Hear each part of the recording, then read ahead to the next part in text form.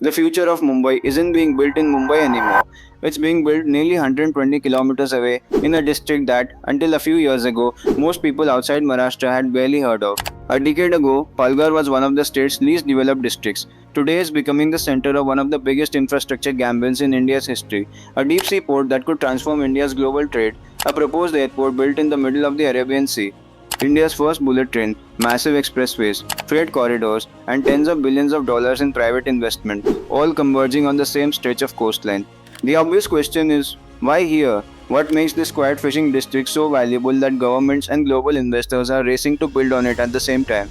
I spent weeks digging through cabinet approvals, project reports, and investment agreements to find the answer. And what I discovered isn't just the story of Palghar, it's the story of why Mumbai has run out of room and why the next chapter of India's financial capital may already be under construction.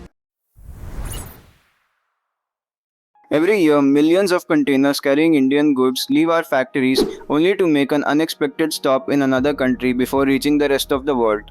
Instead of sailing directly to Europe or America, many of them are first transferred at ports like Singapore or Colombo onto larger cargo ships. That extra stop costs time, money, and gives other countries control over a trade route that should have belonged to India in the first place. The government believes it has finally found a way to change that, and the answer is in Mumbai. It's a quiet fishing village called Vadhavan in Palghar. In 2024, India approved the construction of what could become the country's largest deep sea port at the cost of rupees 76,000 crore. That's more than the annual budget of several Indian states combined. But this project isn't expensive because it's big. It's expensive because geography has handed Vadhavan an advantage that very few places in the world possess. Just a short distance from the shoreline, the sea naturally becomes more than 20 meters deep. That means the world's largest container ships can dock here without the massive dredging that most ports require. Mumbai's existing port simply can't do that anymore. It was built for an earlier generation of ships, and today it's running out of capacity while global trade keeps getting bigger. Vadhavan is designed to solve that problem at an entirely different scale. Once complete, it will be capable of handling more than 23 million containers every year, more cargo than India's three busiest ports combined. In other words, this isn't just another port, it's India's attempt to stop depending on foreign hubs and become one itself. But a project this ambitious can never survive on a port alone.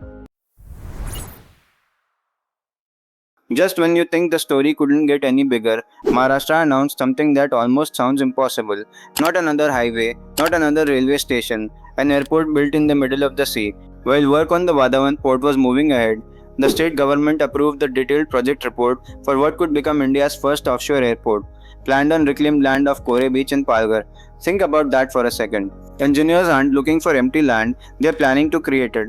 Just like Japan built Kansai International Airport and Hong Kong expanded its aviation hub into the sea, Maharashtra wants to build an entirely new airport on land that doesn't even exist today. At first, it sounds like overkill. Why would anyone build a massive airport in a district that most Indians have barely heard of? But that's because this project isn't really about Palghar. It's about Mumbai. The city's existing airport is already operating close to its limits, and even the Navi Mumbai International Airport won't be enough for a metropolitan that's expected to keep growing for decades. The proposed Palghar airport is expected to eventually handle around 90 million passengers every year, but passenger traffic is only part of the story. The real story is what this airport will connect to. The real story isn't the airport itself, it's what surrounds it. Just a few kilometers away lies the Vadhavan port. India's first bullet train corridor passes nearby. Freight rail lines and expressways are rapidly taking shape across the region. For the first time, cargo could move seamlessly from one of the world's largest container ships to high-speed freight rail onto trucks and finally to an international airport, without touching Mumbai's already overloaded infrastructure. That's not simply an airport, it's the foundation of an entirely new logistics ecosystem. But building the pieces is one thing, connecting them into a system that actually works is something far more difficult. If you look beyond the airport and the port, a much bigger picture begins to emerge. Maharashtra isn't building these projects in isolation. It's weaving them into a vast network of expressways, high-speed rail, freight corridors, metro lines and sea links, all designed to function as one integrated system. And at the center of that network sits Palghar. The backbone of this entire transformation is the 37,000 crore Virar-Alibaug Multimodal Corridor. Think of it as the spine of a brand new economic region. Once completed, it will connect Palghar directly with Mumbai, Navi Mumbai and Alibag, dramatically reducing travel time while creating a dedicated route for people, freight and industries. But that's only the beginning.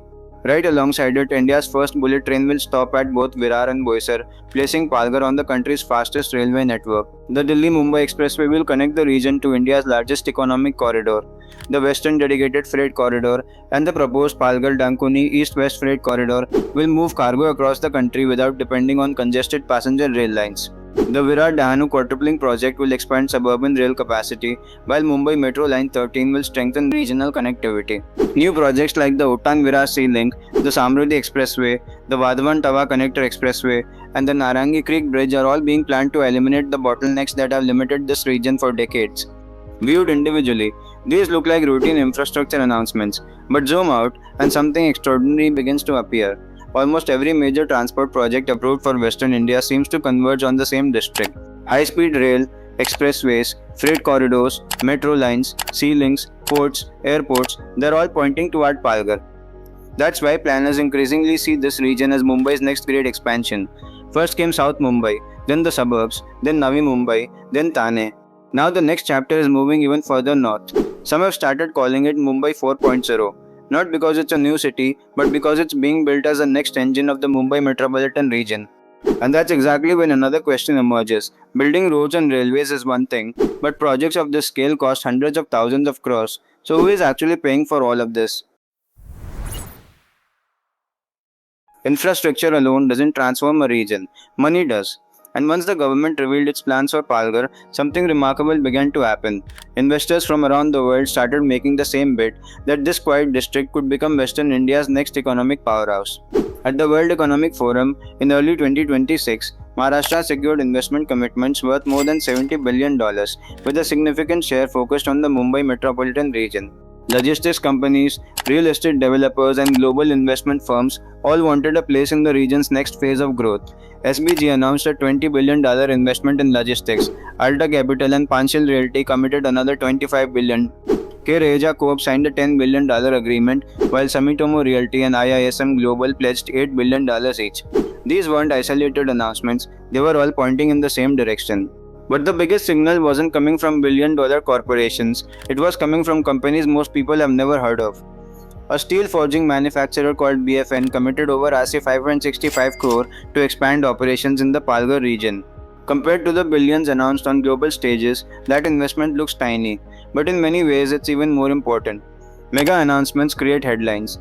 Smaller manufacturers invest only when they believe factories will actually run, workers will actually arrive, and supply chains will actually exist.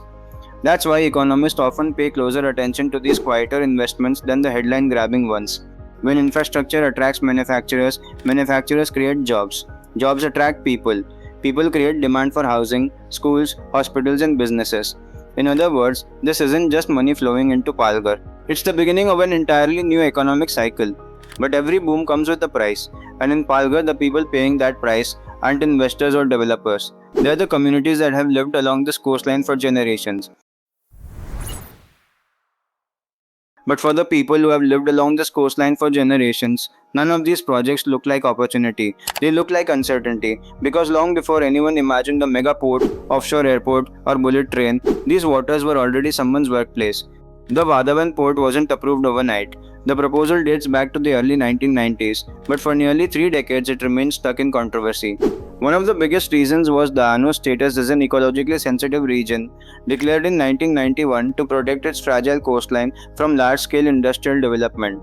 Local fishing communities, more than 30,000 families by some estimates, have consistently opposed the project, arguing that dredging, reclamation, and increased shipping activity could permanently damage the fishing grounds that support their livelihoods. Even after the Union Cabinet approved the project in 2024, legal challenges over environmental clearances continue in the Bombay High Court, and that's what makes this story so complicated. On one side is a project that the government believes could generate nearly 12 lakh direct and indirect jobs, strengthen India's position in global trade, and reshape the economy of Western India. On the other are communities that fear losing a way of life passed down through generations. Both sides are talking about the future, but they are imagining two completely different futures. Whether this is a necessary sacrifice for long-term economic growth or a cost that should never have been asked of these communities isn't a question this video can answer. But it is a question worth thinking about, because every port, airport, expressway and railway we've discussed in this video is being built on the same coastline that thousands of families have called home for decades. Strip away the acronyms and the 1,000 crore price tags, and what's happening in Palghar is actually very simple. Mumbai has run out of room, and every major solution, whether it's a deep sea port, an offshore airport, a bullet train, or new expressways, keeps pointing to the same stretch of coastline. A decade ago, Palghar was one of Maharashtra's least developed districts. Today, it's becoming the center of one of India's biggest infrastructure transformations. If these projects deliver on their promise, the phrase Mumbai's outskirts may no longer mean Thane or Navi Mumbai. It may mean Palghar. But here's the bigger question. 10 years from now, will we look at Palghar as India's next economic powerhouse or as one of its most ambitious bets that never fully paid off? Let me know what you think in the comments. If you enjoyed this documentary, don't forget to like, subscribe, and I'll see you in the next one.